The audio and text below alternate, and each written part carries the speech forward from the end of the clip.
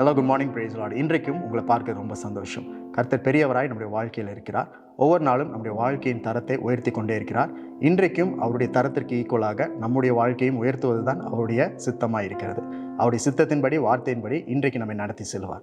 சங்கீதம் 149 அதிகாரம் 4வது வசனத்தில் இப்படி சொல்லப்பட்டிருக்கு: கர்த்தர் தம்முடைய ஜனத்தின் மேல் பிரியம் வைக்கிறார், சாந்த குணம் உள்ளவர்களை ரட்சிப்பினால் அலங்கரிப்பார். God crowns the humble with victory. சாந்த குணம் அப்படின்னு தமிழில் சொல்லப்பட்டிருக்கு. ஆங்கிலத்தில் அது தாழ்மை உள்ளவர்கள் அப்படின்னு சொல்லப்பட்டிருக்கு. தாழ்மைக்கு எதிராக இருப்பது பெருமை. பெருமை உள்ளவனுக்கு கர்த்தர் எதிர்த்து நிற்கிறார் அப்படின்னு ஒரு வசனம் இருக்கு. அப்போ பெருமையாக இருக்கிறதுனா என்ன அர்த்தம்? தன்னைத்தானே சார்ந்து, தன்னுடைய பலத்தை மாத்திரமே சார்ந்து, ஒருவருக்கு இருக்கிற கேப்பபிலிட்டிஸ், எபிலிட்டிஸ், திறமைகள், தாளந்துகள், அவர்களுடைய வேலை, அவர்களுடைய தொழில், சம்பாத்தியம், இவைகளை மாத்திரமே சார்ந்து வாழ்கிற யாராக இருந்தாலுமே பெருமை உள்ளவர்களாக இருக்கிறார்கள். அவர்களுக்கு தேவனுடைய உதவி ஒரு நாளும் வந்து சேராது. ஆனால் தாழ்மை உள்ளவர்களுக்கோ, சாந்த குணம் உள்ளவர்களுக்கோ தேவனுடைய உதவி கண்டிப்பாக வந்து சேரும். Making your self lower than God and entirely depending on him is called humbleness. தாழ்மை என்றால் உங்களை நீங்களே தாழ்த்தி தேவனுக்கு கீழ்ப்படுத்தி அவரை மாத்திரமே சார்ந்திருப்பதற்கு பேர் தாழ்மை. ஆகவே தேவனை மாத்திரமே சார்ந்திருப்பதே சார்ந்த குணம். அவர்களுக்கு தேவனிடத்திலிருந்து உதவி வரும்.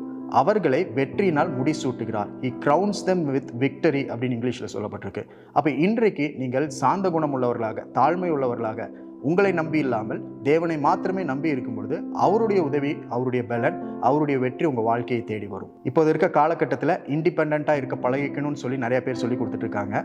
அப்படி இண்டிபெண்ட்டாக இருக்கிறதுக்கு பேர் தான் பெருமை உள்ளவர்கள் என்ற அர்த்தம்.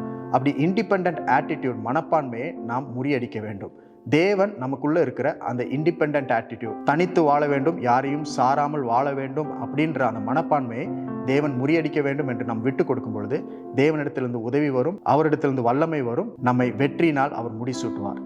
இன்றைக்கும் நாம் பெருமை உள்ளவர்களாக இல்லாமல் தாழ்மை உள்ளவர்களாக இருந்து, சாந்த குணம் உள்ளவர்களாக இருந்து தேவனை மாத்திரமே சார்ந்திருக்கும் பொழுது உன்னதத்திலிருந்து தேவன் நாம் அறியாத நன்மைகளினால், உதவிகளினால் நம்மை நிரப்புவார்.